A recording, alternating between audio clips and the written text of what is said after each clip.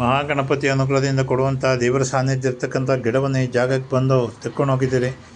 ಹಾಗೆ ತಮ್ಮ ಅಂಗಡಿಗೊಂದು ಗಿಡ, ಮನೆಗೊಂದು ಗಿಡ ಅಂತ ತೆಕ್ಕೊಂಡು ಹೋಗಿದ್ದೀರಿ. ಆ ಅಂಗಡಿಗೆ ತೆಕ್ಕೊಂಡು ಹೋಗಿರ್ತಕ್ಕಂಥ ಗಿಡ ಚೆನ್ನಾಗಿದೆ. ಅಂಗಡಿ ವ್ಯವಹಾರಗಳು ಕೂಡ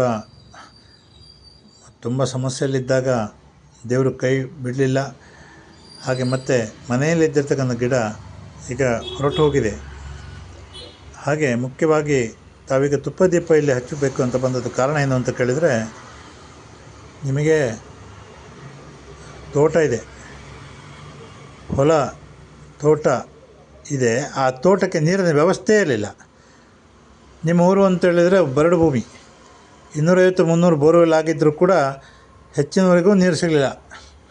ಇವತ್ತು ನಿಮಗೆ ಮೊನ್ನೆ ನೀವು ಬೋರ್ವೆಲ್ ಕೊರೆಸುವಾಗ ಹೇಳಿದ್ರಿ ನನಗೆ, ನಾನು ಹೇಳಿದೆ ಒಳ್ಳೆ ನೀರು ಸಿಗ್ತದೆ ಅಂತ ಹೇಳಿದೆ, ದೇವರನ್ನು ಪ್ರಾರ್ಥನೆ ಮಾಡಿಕೊಂಡು. ಅದೇ ರೀತಿಯಿಂದ ಇವತ್ತೀಗ 4-5 ಇಂಚು ನೀರಿನ ದೇವರ ಅನುಗ್ರಹದಿಂದ 4-5 ಇಂಚು ನೀರು ನಿಮ್ಮ ಬೋರ್ವೆಲಲ್ಲಿ ಬಂದಿದೆ. ಅದಕ್ಕೋಸ್ಕರ ನಾನು ಹೇಳಿದೆ, ಈಗಲೇ ಬರಬೇಕಾಗಿಲ್ಲ, ನೆಕ್ಸ್ಟ್ ಟೈಮ್ ಬನ್ನಿ ಯಾವತ್ತಾರು ಅಂತ. ಇಲ್ಲ ಗುರುಗಳೇ, ಫಸ್ಟ್ ನಿಮ್ಮಲ್ಲಿಗೆ ಬರಬೇಕು, ಆಮೇಲೆ ಬೇರೆ ಎಲ್ಲ ದೇವರ ದರ್ಶನ ಅಂತ ಹೇಳಿದ್ರಿ. ಹಾಗೆ ನೇರವಾಗಿ ಬಂದಿದ್ದೀರಿ. ಭಾಳ ದೂರದಿಂದ ಚಿತ್ರದುರ್ಗದಿಂದ ಬಂದಿದ್ದೀರಿ ತಾವಲ್ಲ? ಚಿತ್ರದುರ್ಗದಿಂದ ಬಂದಿದ್ದೀರ. ಹಾಗೆ ಜೊತೆಯಲ್ಲೇ ಸಾಧಕ ಹುಡುಗ, ಅವನನ್ನು ಕರ್ಕೊಂಡು ಬಂದಿದ್ದೀರಿ. ಸಂಪೂರ್ಣವಾಗಿ ನಿಮ್ಮ ಬದುಕು ಚೆನ್ನಾಗಿ ಆಗಲಿ.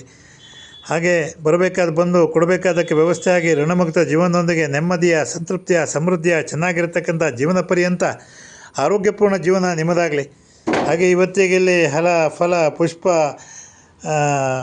ಕಾಣಿಕೆ ಎಲ್ಲವನ್ನೂ ಅರ್ಪಣೆ ಮಾಡಿದ್ದೀರಿ. ಸಂಪೂರ್ಣವಾಗಿ ನಿಮ್ಮ ಬದುಕು ಚೆನ್ನಾಗಿ ಆಗಲಿ, ಒಳ್ಳೆಯದಾಗಲಿ. ದೇವರು ಒಳ್ಳೇದು ಮಾಡ್ತಾರೆ ಸ್ವಾಮಿ.